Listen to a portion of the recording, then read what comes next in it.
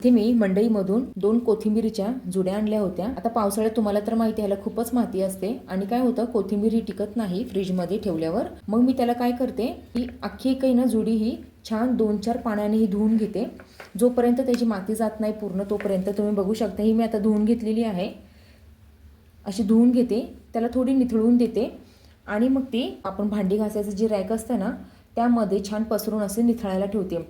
ही कोथिंबीर आहे ना पूर्णपणे मग कोरडी होऊन जाते आणि कोरडी झाल्यावर मग ती आपल्याला फ्रीजमध्ये ठेवायची आहे, म्हणजे ती जवळजवळ 15 दिवस पण आहे तशीच राहते। आता तुम्ही बघू शकता मी कॉटनचं आपल्या गाऊनचं कापड इथे टाकलेलं आहे। कॉटनच्या कापडाने काय होतं पाणी चांगलं शोषलं जातं। आता ही कोथिंबीर आहे ना ही जी धुवून ठेवली होती ती ह्याच्यावर मी अशी पसरून घेणार आहे छान।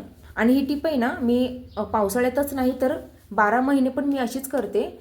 आता ही आपल्याला हवेच्या ठिकाणी ठेवायची आहे। एक संध्याकाळ आता मी सकाळी धुतले म्हटल्यावर मी ही 4 वाजेपर्यंत ही अशीच ठेवणार। ह्याला थोडं असं अधूनमधून खालची साईड वर करणार आणि वरची साईड खाली करणार, म्हणजे सगळीकडून ही छान एकसारखी अशी छान सुकली जाते। ह्याचं पाणी हे सगळं आटून जातं। तुम्हाला मी परत आता पाणी छान ही कोरडी झाल्यावर तुम्हाला ह्याचा एक व्ह्यू देते मी। तुम्ही बघू शकताय कोथिंबीर खूप छान अशी ड्राय झालेली आहे, पण अशी वाळलेली पण नाहीये, हिरवीगार ओलसर, पण पाणी पूर्ण ह्याच्यातलं हे नाहीसं असं झालेलं आहे। मी अशा काड्या पण घेते, ह्या मोठ्या मोठ्या, ह्या पौष्टिक असतात आणि कसं चवी पण काड्यांनी छान लागते। अशी आपल्याला आता ही वाळून घ्यायची आहे। ही मी सकाळी वाळायला ठेवली होती, आता हे संध्याकाळचे 4 वाजलेले आहेत। ही छान ड्राय झालेली आहे, अशी तुम्हाला ही ड्राय करून घ्यायची म्हणजे ती आपल्याला लगेच वापरता येते।